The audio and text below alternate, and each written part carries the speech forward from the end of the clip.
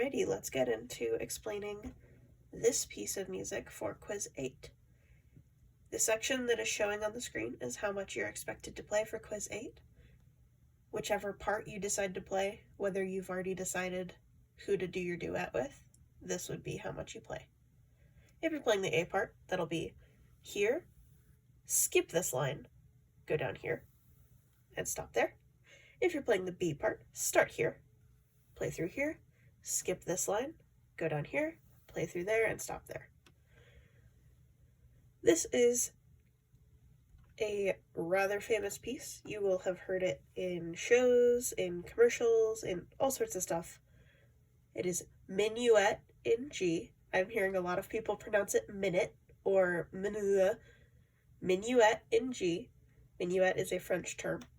And it is by J.S. Bach, Johann Sebastian Bach. And the reason they specify instead of just saying by Bach is because his son was also a composer, Carl Philipp Emanuel Bach, so CPE Bach is also a composer, which is why they specify J.S. Bach.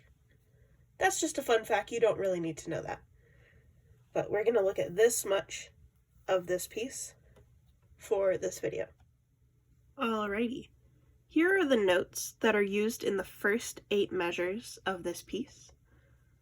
We're going to start from the highest note that you would be playing, and again, just like the Star Spangled Banner episode video thing, this is in the tabs form of drawing the fretboard. So the highest string E is at the top, lowest string E is at the bottom, which correlates to highest string E is the one closest to the floor, lowest string E is the one closest to your face when you're playing. We're going to start with the G on the 3rd fret of the 1st string. That shows up here on the staff, sitting right on top of the treble clef staff. And then, in the music, there is this thing right here. This is called a key signature. We had that worksheet that we talked about this a little bit. We're in the key of G major, hence why it's Minuet in G. We're playing in G major. So that means every single F in this piece is going to be F sharp. This is on the F sharp line, so every F is going to be F sharp. That doesn't matter what octave you're in. So this is an F sharp, but then this is also an F sharp. F sharp carries through the entire piece.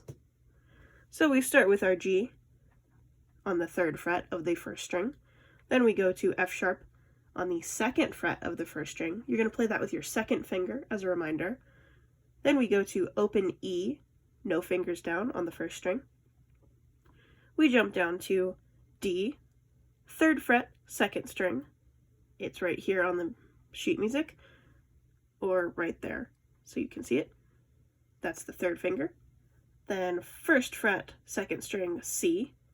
That's right here. And then open B, open 2nd string. Then we go down to A, 2nd finger, 2nd fret, 3rd string. Then open G, open 3rd string.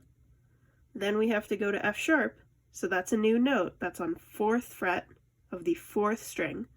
You can either play it with your 2nd finger or your 3rd finger. Just whatever you need to do to get that note to come out properly works.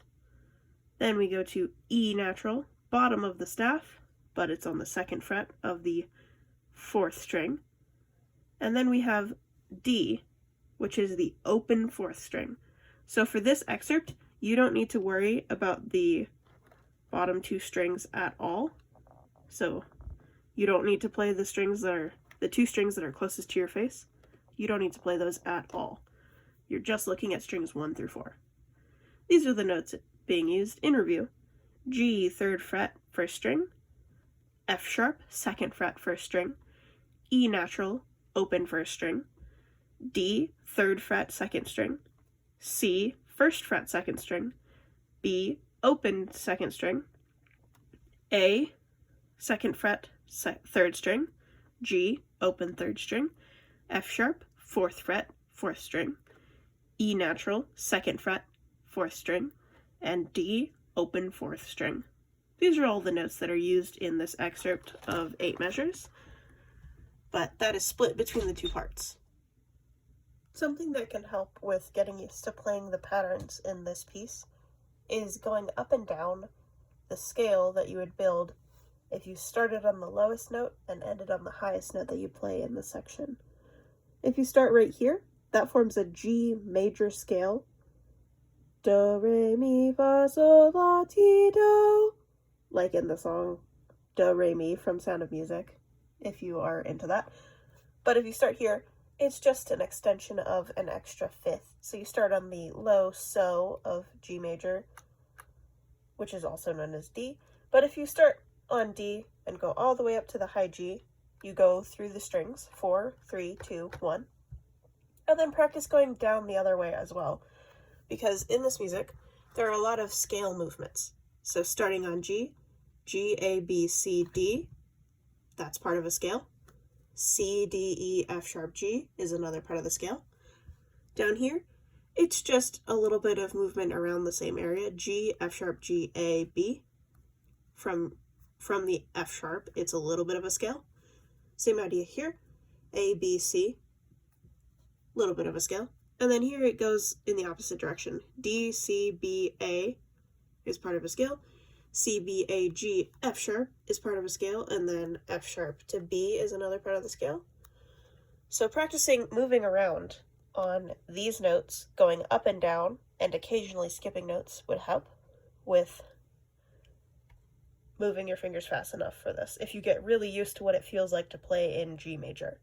I'll demonstrate this scale on the guitar in a minute, but doing some exercises where you just play a bunch of D, E, F sharp, G, A, B, C, D, E, F sharp, G, G, F sharp, E, D, C, B, A, G, F sharp, E, D, and keep going up and down and up and down. That'll help with your fluidness of your fingers. Let's go on. Alrighty, this is going to be that scale built off of all the notes that you use in the first 8 measures of Minuet in G across the 2 parts. This one that we just talked about. It's going to sound a little bit funky when I start down on the low D, open 4th string, but if you pause on the G and then start from there, it'll sound like any other major scale. So starting on open D, then 2nd fret E, then F sharp, then G, and I'm going to repeat G so that you can hear what I'm talking about with the scale. Starting on open G, then A 2nd fret, open B, C, D, E, F sharp, back to G. It has to be F sharp for this song because that's in the key signature, so you have to be on the 2nd fret, not the 1st fret. Otherwise we start playing in what's known as a Dorian scale, and that's not really what we're aiming for. This is a very major sounding song. Let's start from the top. G going down. G, F sharp, E, D, C, B, A, G. Then we'll go down to F sharp down here, 4th fret, F sharp, E, and D. And if you start on D and go up to the other D, you'll play what is known as a Mixolydian scale, or a scale that starts on the 5th scale degree.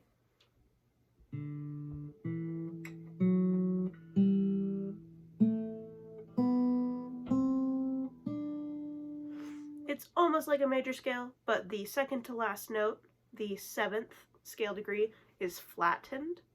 So you go down a half step, or in this case you go one further away from the sound hole of the guitar.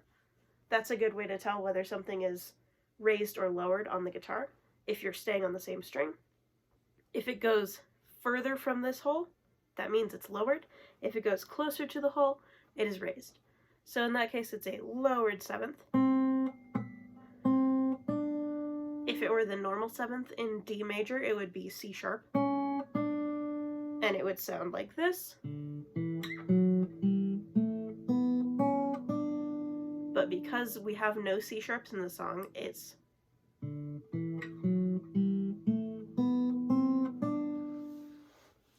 Alrighty, let's start learning the A part of Minuet in G. We'll start at the very beginning. You're going to start with D on the 3rd fret of the 2nd string. Then we go to open G on the 3rd string. We just go up the scale. G, A, B, C, back to D. Then open G again, twice in a row. Then we jump up to the open E string. Start on C and go up the scale. F sharp. Back to low G. And that's the first 4 measures. Let's put it together so you can hear it straight through.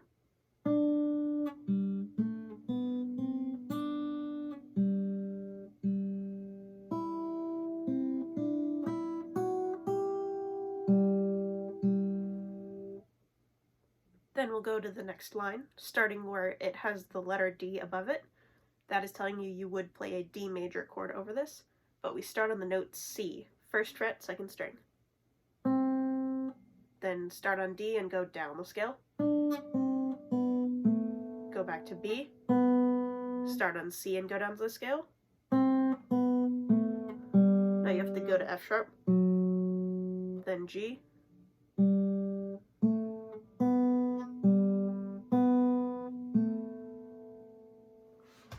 Let's put that much together, starting on C, 2nd line.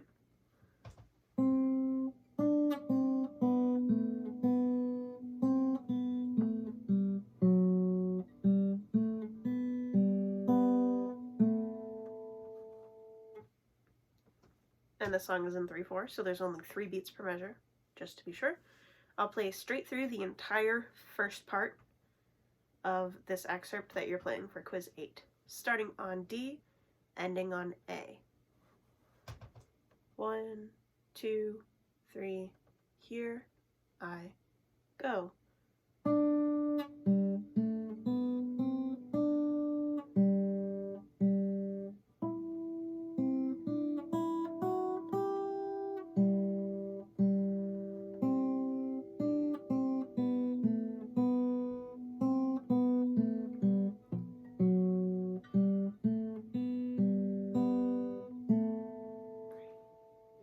That's the entire A part that you need to know for quiz 8. Okay, up next is going to be the B part. Let's get into the B part. So, this utilizes what's known as neighbor tones. Instead of going straight up a scale or straight down a scale like in the A part, we're going to instead focus on notes right on the downbeats where you would be counting 1, 2, 3. Instead of the notes that would be on the tays or ands of those measures. So instead of counting 1, 2, tay, 3, tay, 1, 2, 3, the notes that are most important in these measures are 1, 2, 3. The other notes are just for decoration. So starting at the very beginning of this part, open B, then open G. I would already have my finger over the F sharp. Back to G, then A, then open B, open G twice, then C, then A, open B, C, A, then back to B and G. If we play without the neighbor tones, it sounds like this.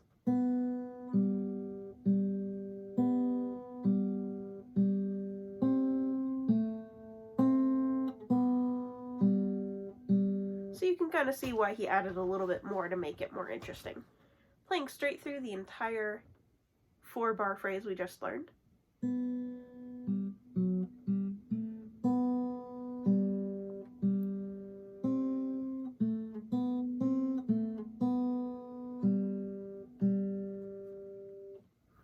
Then we go on to the second 4 bars. The same idea applies here as the first part had. These are scales going down. So we start on A, then go to open B and go down the scale. Back to G, up to A, then down. Then open D, and you only play a couple more notes there. And they're all D. So these 4 measures use the same scale motion that the first part used, and then it plays a pedal tone or long held out note. Let's play this whole 4 bars.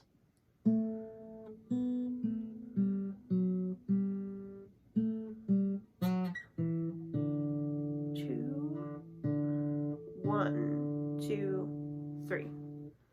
And then if we play all the way through the B part, it will sound like this.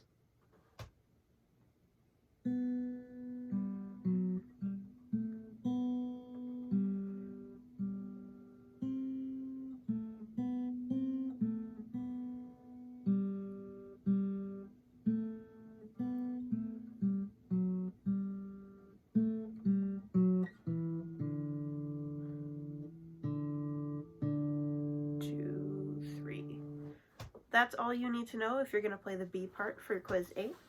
Next time we'll work on the rest of it. We'll start on the 9th measure of this piece. But after this, I'm going to put together the parts so you can hear what it'll sound like when they're both played at the same time. See you in a minute.